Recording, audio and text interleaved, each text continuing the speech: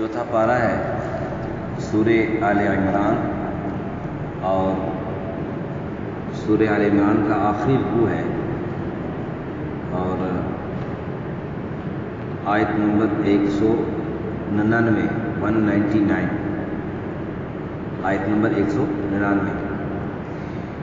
اعوذ باللہ من الشیطان الرجیم، بسم اللہ الرحمن الرحیم۔ وَإِنَّ مِنْ أَهْلِ الْكِتَابِ لَمَنْ يُؤْمِنُ بِاللَّهِ وَمَا أُنْزِلَ إِلَيْكُمْ وَمَا أُنْزِلَ إِلَيْهِمْ خَاشِعِينَ لِلَّهِ لَا يَشْتَرُونَ بِآيَاتِ اللَّهِ ثَمَنًا قَلِيلًا أُولَئِكَ لَهُمْ أَجْرُهُمْ عِندَ رَبِّهِمْ إِنَّ اللَّهَ سَرِيعُ الْحِسَابِ۔ يَا أَيُّهَا الَّذِينَ آمَنُوا اصْبِرُوا وَصَابِرُوا وَرَابِطُوا وَاتَّقُوا اللَّهَ لَعَلَّكُمْ تُفْلِحُونَ۔ صدق اللہ العظیم۔ وَإِنَّ مِنْ أَهْلِ الْكِتَابِ، اور بعض اہل کتاب میں سے وہ بھی ہیں، لَمَن يُؤْمِنُ بِاللَّهِ وَمَا أُنْزِلَ إِلَيْكُمْ، وہ جو ایمان لاتے ہیں اللہ پر اور جو آپ پر نازل ہوا، وَمَا أُنْزِلَ إِلَيْهِمْ، اور جو ان پر نازل ہوا، جو ان کی طرف نازل ہوا، خاشعین للہ، عاجزی کرتے ہیں، ڈرنے والے ہوتے ہیں اللہ سے، اللہ کے لیے، یعنی اللہ کے آگے عاجزی کرنے والے ہوتے ہیں۔ لا یشترون بآیات اللہ ثمنا قلیلا، نہیں خریدتے اللہ کی آیتوں پر تھوڑا سا مول، یعنی اللہ کی آیتیں وہ دینے کے بعد، اللہ کی آیتوں کو تبدیل کرنے کے بعد، اللہ کے احکامات کو تبدیل کرنے کے بعد وہ پیسے نہیں لیتے۔ اولئک لہم اجرہم عند ربہم، یہی لوگ ہیں جن کا اجر اللہ کے پاس ہے، ان کے رب کے پاس ہے۔ ان اللہ سریع الحساب، بے شک اللہ جلد حساب لینے والا ہے۔ یا ایھا الذین آمنوا، اے ایمان والو، اصبروا، صبر کرو، وصابروا، اور ثابت قدم رہو، ورابطوا، اور لگے رہو، مطلب جنگ کی تیاری کرتے رہو، واتقوا اللہ، اور اللہ سے ڈرتے رہو، لعلکم تفلحون، تاکہ تم کامیاب ہو جاؤ، تاکہ تم اپنی مراد کو پہنچو، تمہاری جو اصل جگہ ہے، ٹھکانہ ہے، جس تک اللہ تمہیں پہنچانا چاہتا ہے، اس تک تم پہنچو۔ سورہ آل عمران کی یہ آخری آیات ہے، اور یہ جو خاص کر آخری آیت ہے نا، یا ایھا الذین آمنوا اصبروا وصابروا ورابطوا، یہ گویا سورہ آل عمران کا لب لباب اور خلاصہ بھی ہے، اور پوری سورت کا گویا حاصل ہے، حاصل کلام بھی ہے۔ اور جو پہلی آیت، آج کی تلاوت کی جو پہلی آیت ہے، یعنی آخر سے پہلے والی جو آیت ہے، اس کی شان نزول میں مفسرین کرام نے لکھا ہے کہ یہ آیت نجاشی کے اسلام لانے پر دلیل ہے، کہ نجاشی مسلمان تھے، اسلام لے آئے تھے، اور اسی حالت میں ان کو موت ہوئی، اور پھر نبی پاک صلی اللہ علیہ وسلم نے جو نجاشی کی طرف خط لکھا، مفسرین کرام نے بعض تفسیروں میں اس کا بھی تذکرہ کیا، نجاشی نے اس کا جو جواب دیا اس کا بھی تذکرہ کیا، اور پھر اپنے بیٹے کو کچھ لشکر کے ساتھ جو ہے وہ روانہ کیا نبی اکرم صلی اللہ علیہ وسلم کی خدمت میں حاضر ہونے کے لیے۔ اس کا بھی تذکرہ ہے کہ وہ قافلہ جو ہے وہ راستے میں ہی کسی طوفانی حادثے کی وجہ سے سمندر میں ڈوب گیا تھا، اور نبی پاک صلی اللہ علیہ وسلم تک وہ قافلہ نہیں پہنچ سکا تھا، اور پھر اسی سلسلے میں نجاشی کا جو نبی پاک صلی اللہ علیہ وسلم نے نماز جنازہ پڑھایا تھا، اس کا بھی تذکرہ موجود ہے۔ اس میں پھر ایک بحث یہ بھی چھٹتی ہے کہ آیا غائبانہ نماز جنازہ پڑھنا چاہیے یا نہیں پڑھنا چاہیے، غائبانہ نماز جنازہ ہوتا ہے یا نہیں ہوتا ہے۔ تو صحیح بات، صحیح قول یہی ہے کہ نبی پاک صلی اللہ علیہ وسلم نے جو نماز جنازہ پڑھا ہے تو بعض احکامات ایسے ہیں جو نبی پاک صلی اللہ علیہ وسلم کے ساتھ بالکل خاص ہیں، اور اس کی بہت ساری مثالیں ہیں، اس کی بہت ساری مثالیں ہیں، اور اس کا تذکرہ قرآن کے اندر بھی موجود ہے۔ اور میرے خیال سے بہتر ہوگا کہ ہم دیکھ بھی لیں، 22واں سپارہ کھول لیں۔ 22ویں سپارے میں سورہ احزاب،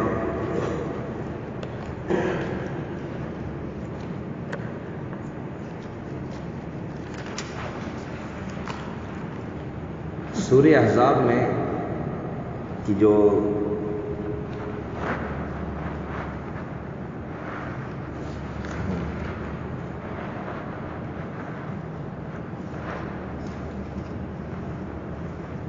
یہ آیت نمبر 50 جو ہے، لمبی بڑی آیت ہے، آیت نمبر سورہ احزاب کی آیت نمبر 50 ہے، اور 22ویں پارے کا دوسرا رکوع ختم ہے، تیسرے رکوع کے درمیان سے ہے۔ یہ جو رکوع شروع ہے نا، یا ایھا الذین آمنوا اذکروا اللہ ذکرا کثیرا وسبحوہ بکرۃ واصیلا، تو اس میں اسی رکوع میں آیت نمبر 50 اس کے درمیان میں آپ دیکھیں نا، تو نبی پاک صلی اللہ علیہ وسلم کے لیے فرمایا کہ اے نبی، ہم نے حلال کر رکھی ہیں آپ کے لیے عورتیں جن کے آپ مہر دے چکے ہیں، جو مال جو آپ کے ہاتھ کا ہے، اور کہا جو اللہ ہاتھ لگا دے آپ کے، اور پھر کہا کہ آپ کے چچا کی بیٹیاں، پھوپھیاں بیٹیاں، اور پھر آپ کے ماموں کی بیٹیاں۔ یہ کہ احکامات بیان کرتے کرتے آخر میں ہے خالصۃ لک من دون المؤمنین، نظر آ گیا؟ خالصۃ لک من دون المؤمنین۔ ایک عام فہم آدمی بھی اس کا ترجمہ سمجھ سکتا ہے کہ یہ نبی پاک صلی اللہ علیہ وسلم کے لیے کیا کہا جا رہا ہے کہ یہ صرف آپ کے لیے اور کسی کے لیے، مومنوں کے علاوہ صرف یہ خالص ہے آپ کے لیے، باقی ایمان والوں کے لیے، باقی مسلمانوں کے لیے حکم نہیں۔ یہ ایک مثال کے طور پہ میں نے آپ سے عرض کیا کہ بہت سارے احکامات ایسے ہیں جو کسی نبی کے ساتھ صرف خاص ہوتے ہیں، اور یہ انہی کی خاصیت ہوتی ہے۔ تو نبی پاک صلی اللہ علیہ وسلم نے جو نجاشی کا جو نماز جنازہ پڑھا، یہ صرف نبی پاک صلی اللہ علیہ وسلم کے ساتھ خاص تھا۔ اور ایک روایت تو یوں بھی ہے، غالباً صحیح ابن حبان کی ہے، کتاب کا نام میرے سے صحیح ذہن میں نہیں ہے، کہ وہ یوں ہے کہ نبی پاک صلی اللہ علیہ وسلم نے جو نماز جنازہ پڑھا، صحابہ کرام کو اکٹھا کر کے نماز جنازہ پڑھا، تو اللہ تعالیٰ نے اپنے حکم سے، اپنی قدرت سے نجاشی اور نبی پاک صلی اللہ علیہ وسلم کے درمیان کا جو فاصلہ ہے وہ ختم فرمایا، اور نبی پاک صلی اللہ علیہ وسلم گویا نجاشی کو سامنے دیکھ رہے تھے، اور اس حال میں نبی پاک صلی اللہ علیہ وسلم نے نماز جنازہ پڑھا۔ تو پھر تو سارے مسائل کا، سارے اختلافات کا حل نکل آئے گا کہ نماز جنازہ غائبانہ نہیں تھی، وہ نبی پاک صلی اللہ علیہ وسلم کے سامنے گویا فاصلے اللہ نے کر دیے تھے۔ بہرحال صحیح بات یہ ہے کہ نماز جنازہ غائبانہ نہیں پڑھنا چاہیے، نہ پڑھنا بہتر ہے، میت سامنے پڑی ہو اس کا نماز جنازہ پڑھا جائے۔ تو خیر یہ تو شان نزول کے متعلق چند گزارشات اور اس سے متعلقہ چند گزارشات عرض کی۔ ان آیت میں دیکھیں اللہ تعالیٰ فرما رہے ہیں کہ اوپر جو دعاؤں کا تذکرہ ہوا، پھر اس کے بعد اللہ کی قبولیت کا تذکرہ ہوا، پھر اللہ تعالیٰ نے فرمایا لیکن الذین اتقوا ربهم لهم جنات تجری من تحت، متقیوں کا ذکر ہوا اور ان کے انعام کا ذکر ہوا۔ تو اب اسلام انصاف پسند مذہب ہے، اسلام انصاف پسند مذہب ہے۔ غیروں کے جو بندے اگر کوئی ٹھیک کام کریں تو اسلام اس کی بھی تعریف کرتا ہے۔ یہ نہیں ہے کہ یہ پارٹی ہے، یہ فلانے علاقے والا ہے، یہ فلانے گروہ سے تعلق رکھتا ہے، یا یوں سمجھے کہ فلانے مسلک سے تعلق رکھتا ہے، اس لیے اس کی غلط بات تو ہے غلط، ٹھیک بھی ہم اس کو غلط کہیں گے۔ اسلام اس چیز کا جو ہے درس نہیں دیتا۔ اسلام انصاف پسند مذہب ہے اور انصاف کا درس دیتا ہے. اگر غیر کوئی ٹھیک کام کرے گا، اللہ کے حکم کے مطابق کوئی کام کرے گا، چاہے اس کا تعلق اس پارٹی کے باقی لوگ ہمارے دشمن ہیں، اس پارٹی کے باقی لوگ ٹھیک نہیں ہیں، لیکن اس میں سے چند لوگ بھی اگر ٹھیک کام کریں گے تو اسلام اس کی بھی تعریف کرے گا کہ فلانی پارٹی کے فلانے لوگ، یعنی فلانے گروہ کے جو لوگ ہیں وہ ٹھیک بھی ہیں اور ان کے اندر یہ صفات ہوئی ہیں. اور اس کی بھی پہلے بھی بہت ساری مثالیں گزر چکی ہیں اور آج بھی یہ مثال دیکھیں کہ اسلام نے جہاں متقین کا ذکر کیا، تقوی والوں کا اور ان کے انعام کا ذکر کیا، وہاں اہل کتاب کا بھی ذکر کر لیا. ورنہ میجارٹی طور پر جو اپنے آپ کو اہل کتاب کہنے والے تھے ان کے اندر یہ صفت موجود تھی کہ لا یشترون بآیات اللہ ثمنا قلیلا، کہ وہ اللہ کی آیتوں کو کے بدلے میں تھوڑے پیسے لے لیتے. اور میں نے جیسے عرض کیا کہ ان کی عام عادت یہ تھی کہ حق کو چھپانا تو گویا ان کے لیے جو ہے نا ان کے یہ وتیرہ تھا. اور کوئی مالدار آتا تھوڑے بہت پیسے جیسے دیتا، نذرانے چڑھا دیتا، اس کے لیے حکم نرم تھا. اگر کوئی غریب آتا نذرانے نہ چڑھاتا اس کے لیے حکم کوئی اور تھا. لیکن ان میں سے جو لوگ ٹھیک تھے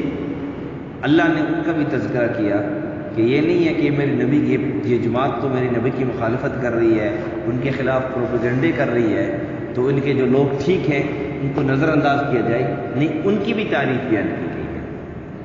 اور فرمایا کہ یہ وہ لوگ تھے کہ جو ٹھیک اللہ تعالیٰ کے اللہ پر ایمان لائے تھے اور اس پر بھی ایمان لائے تھے جو آپ صلی اللہ علیہ وسلم پر نازل ہوا، اور اس پر بھی ایمان لائے جو ان کی طرف نازل ہوا. اور ظاہر سی بات ہے، میں نے جیسے پہلے عرض کیا تھا کہ یہ جو اہل کتاب اپنے آپ کو کہتے تھے نا، یہ اصل میں اہل کتاب کہنے کے لائق بھی نہیں تھے، اس لیے کہ یہ اپنے مذہب پر بھی ٹھیک طریقے سے نہیں چلتے تھے نا. کیوں؟ کہ اگر یہ اپنے مذہب پر، اپنی کتاب پر ٹھیک طریقے سے عمل کرتے تو اس کا لازمی نتیجہ ہوتا ہے کہ قرآن پر بھی ایمان لاتے اور نبی پاک صلی اللہ علیہ وسلم پر بھی ایمان لاتے. وجہ اس کی یہ ہے کہ ان کی جو اپنی کتابیں ہیں اس کے اندر نبی پاک صلی اللہ علیہ وسلم کی تشریف آوری کی خبر بتلائی گئی تھی، اور اس کے اندر نبی پاک صلی اللہ علیہ وسلم کے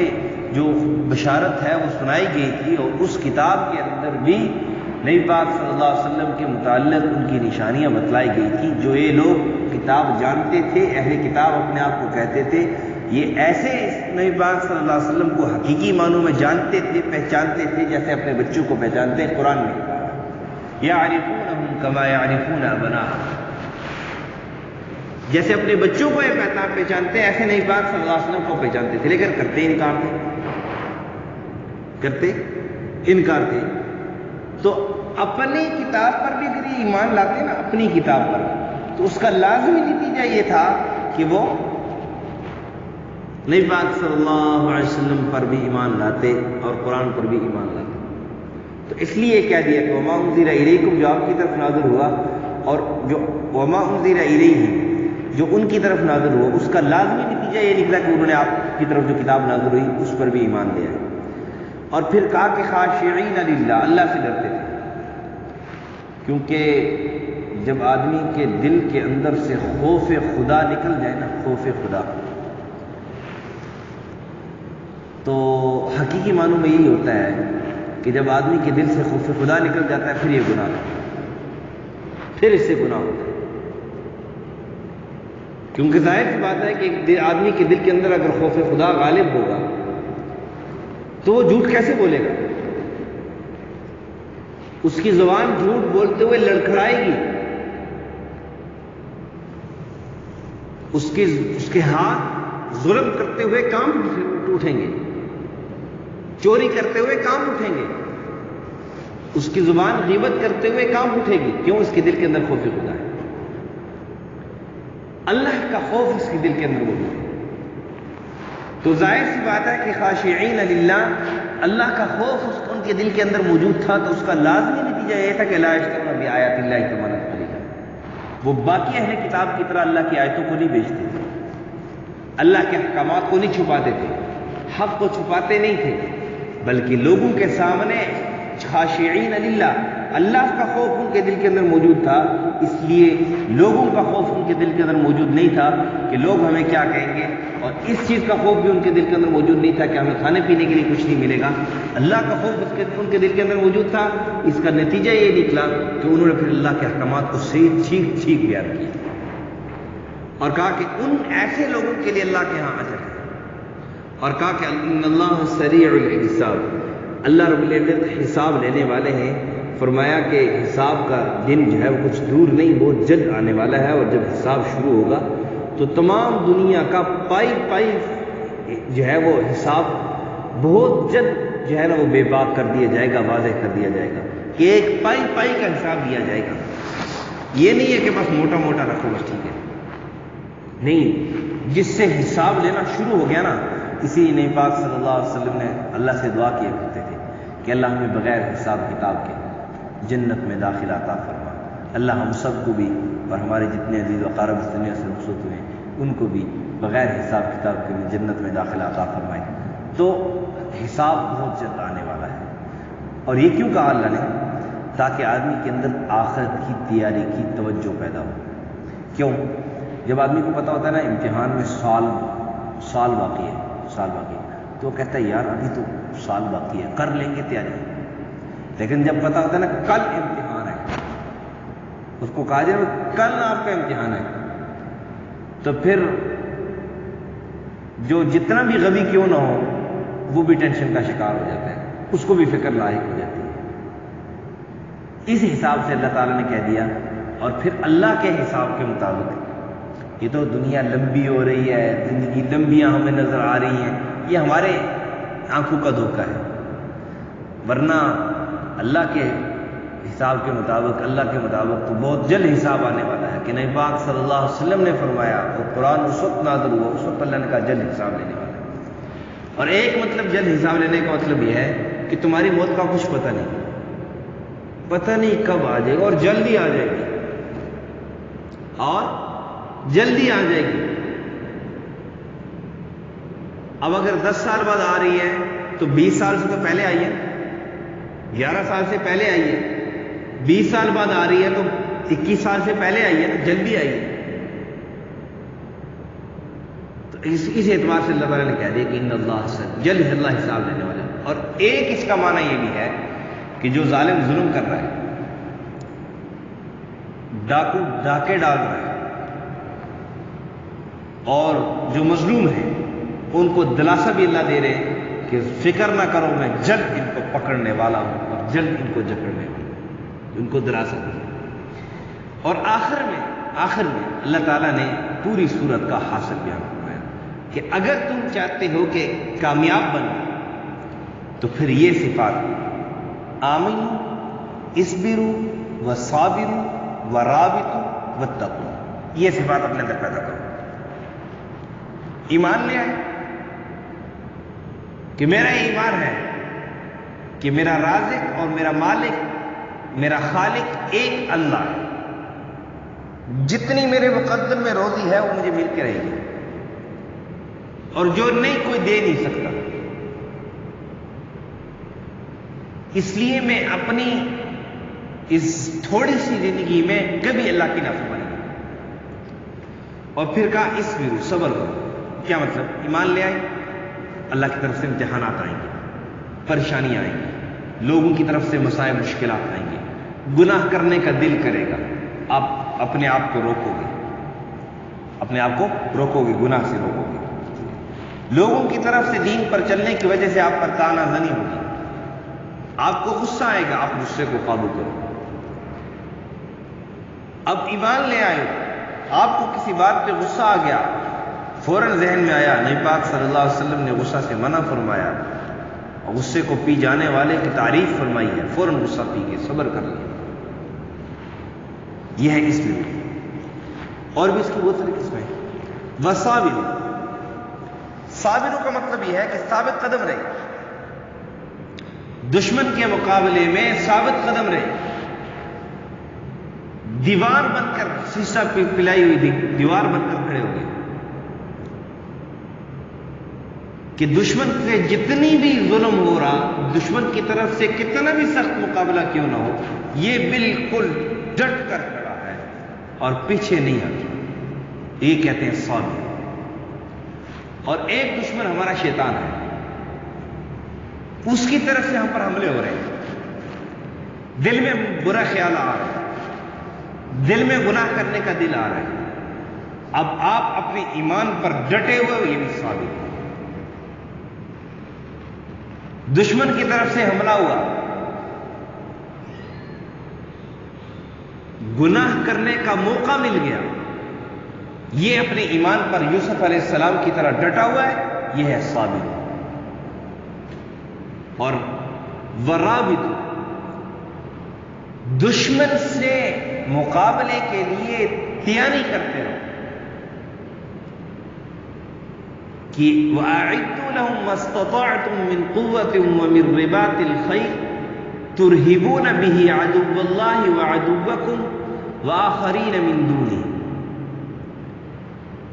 اپنی جو جہادی، اپنی جو مقابلے کی جو اپنی دفاعی قوت ہے، اس کو مضبوط رکھو اور اس کے لیے اسباب اختیار کرو۔ اور جس طرح میں نے عرض کیا کہ ہمارا بڑا دشمن شیطان ہے، اس کے مقابلے میں ہم ایمان پر ثابت قدم رہے، اسی طرح ہمارے اپنا جو بڑا دشمن شیطان ہے، اس سے مقابلے کے لیے ہم تیاری بھی کرتے ہیں۔ وہ تیاری کیا؟ جتنے ہم اللہ کے قریب ہوتے چلے جائیں گے، دشمن کا مقابلہ ہم پر کارگر ثابت نہیں ہوگا، اتنا دشمن کا مقابلہ، دشمن کا جو تیر ہے، دشمن کا جو وار ہے، وہ کمزور ہوتا چلا جائے گا، ہمارا دشمن کمزور ہوتا چلا جائے گا اور ہمارا دفاعی جو نظام ہے وہ مضبوط ہوتا چلا جائے گا۔ اور جتنے ہم اللہ سے دور ہوتے چلے جائیں گے تو ہمارا دشمن مضبوط ہوتا چلا جائے گا اور اس کا تیر، اس کا وار جو ہے اتنا ہم پر کارگر ثابت ہونا شروع ہو جائے گا۔ اور پھر کہا آخر میں واتقوا اللہ، اللہ سے ڈرتے ہو۔ اور یہ واتقوا اللہ جو ہے نا، یہ اصبروا وصابروا ورابطوا کا بھی گویا خلاصہ ہے۔ پہلے یہ آیت پوری سورت کا خلاصہ بیان کر رہی ہے، پھر 3 الفاظ میں 4 الفاظ میں اس کا خلاصہ بیان کیا، اور پھر وہ سب کا گویا پوری سورت کا ان 4 الفاظ کا بھی خلاصہ ایک لفظ میں بیان، واتقوا اللہ لعلکم تفلحون، کہ اللہ سے ڈرتے رہو، پرہیزگاری اختیار کرتے رہو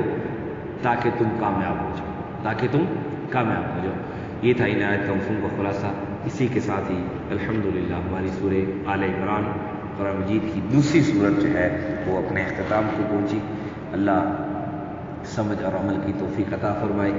اور مزید ہمیں حق سچ بیان کرنے کی اور سب کو سننے کی اور اس پر عمل کرنے کی اور دوسروں تک پہنچانے کی توفیق نصیب فرمائے۔ وَإِنَّ مِنْ أَهْلِ الْكِتَابِ، اور بعض اہل کتاب میں سے وہ بھی ہیں، لَمَن يُؤْمِنُ بِاللَّهِ، جو ایمان لاتے ہیں اللہ پر، وَمَا أُنزِلَ إِلَيْكُمْ، جو اترا آپ کی طرف، وَمَا أُنزِلَ إِلَيْهِمْ، جو ان کی طرف اترا، خاشعین للہ، اللہ سے ڈرتے ہوئے، لا یشترون، نہیں خریدتے، بآیات اللہ، اللہ کی آیتوں پر، ثمنا قلیلا، تھوڑا سا پیسہ، تھوڑی مول، اولئک لہم اجرہم، ان کے لیے یہی لوگ ہیں جن کے لیے اجر ہے، عند ربہم، ان کا اجر ان کے رب کے ہاں، ان اللہ سریع الحساب، بے شک اللہ جلد حساب لینے والا ہے۔ اللہ یا ایھا الذین آمنوا اصبروا، اے ایمان والو صبر کرو، وصابروا، اور مقابلے میں مضبوط رہو، اپنا دفاعی قوت مضبوط کرو، ورابطوا، اور جنگ کی تیاری، دشمن سے مقابلے کے لیے تیاری کرتے رہو، واتقوا اللہ، اور اللہ سے ڈرتے رہو، لعلکم تفلحون، تاکہ تم کامیاب ہو جاؤ۔ الحمدللہ رب العالمین والعاقبۃ للمتقین، والصلاة والسلام علی اشرف الانبیاء والمرسلین وعلی الملائکۃ المقربین وعلی عباد اللہ الصالحین۔ یا رب لک الحمد کما ينبغی لجلال وجهک وعظیم سلطانک، اللهم احفظنا من كل بلاء الدنيا وعذاب الآخرة،